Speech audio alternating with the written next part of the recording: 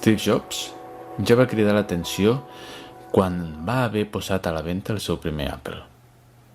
Fins llavors els ordinadors eren màquines enormes, com aquest ENIAC, un dels primers ordinadors que es va construir. El seu, però, va ser el primer de la història que cabia a sobre d'una taula d'escriptori. Era una revolució. No només era petit, sinó que també era barat. A més, la seva novedosa pantalla permetia llegir els missatges de l'ordinador amb molta més facilitat que les interminables cintes amb codis perforats que el van precedir. Però el gegant de la informàtica IBM no va trigar en veure l'oportunitat i de seguida va treure una còpia de l'ordinador dissenyat per Steve Jobs. Si noteu que s'assemblen, no és casualitat.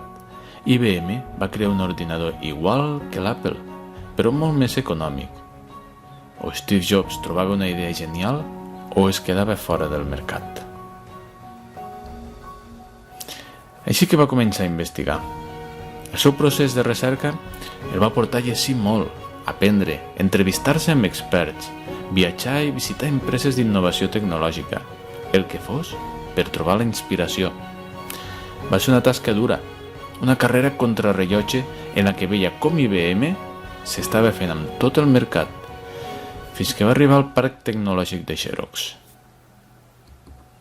Allí, un departament d'innovació tecnològica es dedicava a fer invents sense saber ben bé on aplicar-los, i una de les curiositats que havien desenvolupat era un sistema informàtic que, en lloc d'utilitzar una pantalla plena de textos només comprensibles pels tècnics, utilitzava un entorn basat en finestres i icones, molt més visual i entenedor, i en aquell entorn, la informàtica arribaria fins i tot a l'usuari menys experimentat. Però això no era tot. En aquell entorn apareixia un invent igualment revolucionari que Jobs no dubtaria en aprofitar. El primer mouse de la història. Hi havia però un problema. Jobs volia fabricar i vendre els mouse o ratolins, però eren massa cars. Potser més que el propi ordinador. Necessitava un altre cop d'inspiració. I després d'una altra àrdua recerca, va tenir la idea genial en una farmàcia.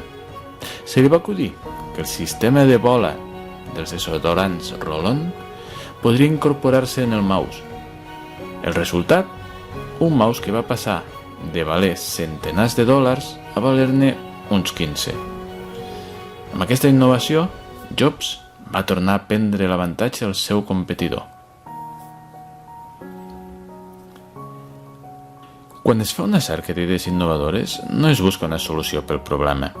De fer-ho significaria que la solució ja existeix. El que es busca és inspiració. Una inspiració que ens ofereixi un nou enfocament al problema. Bé sigui per inventar o per millorar un invent existent. Però per on podem començar en aquesta recerca d'inspiració?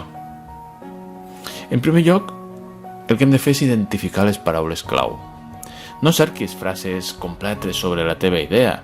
Imaginem Steve Jobs cercant una idea per solucionar aquest problema, com dissenyar una màquina que mogui un punter per la pantalla.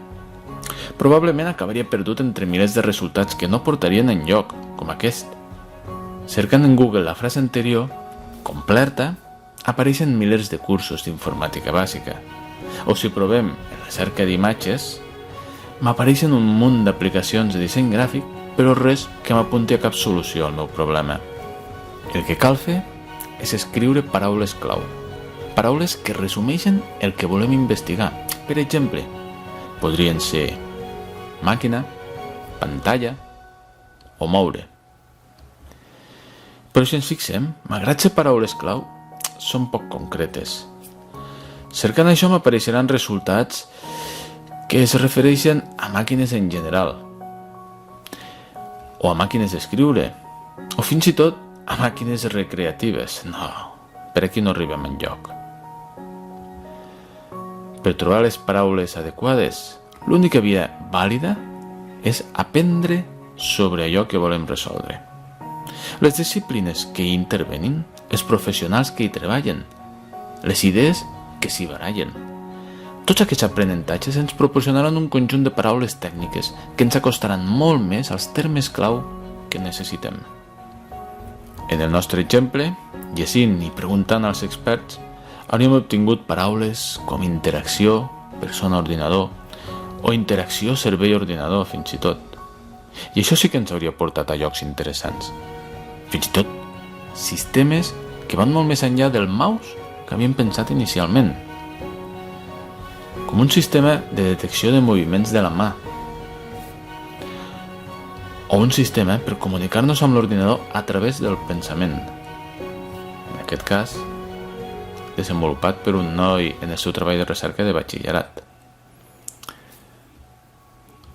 O fins i tot un sistema per ajudar minusvàlids. En aquest cas, aquest jove tetraplègic pensa en el moviment que vol que realitzi el seu braç. El seu cervell no pot controlar el seu braç, però per això té l'ajuda d'un ordinador. El seu pensament es transfereix a l'ordinador, qui l'interpretarà i qui enviarà a través d'uns cables i d'uns estimuladors situats al braç les instruccions, és a dir, uns corrents elèctrics que estimularan la musculatura del seu braç perquè realitzi el moviment que ell està pensant. Per primer cop en molts anys, aquest jove pot veure com el seu braç es mou tal com ell està pensant. Això és o no és inspirador? Però per arribar a aquests resultats no s'hi arriba del no-res, s'hi arriba a través d'una fase prèvia i intensa d'aprenentatge.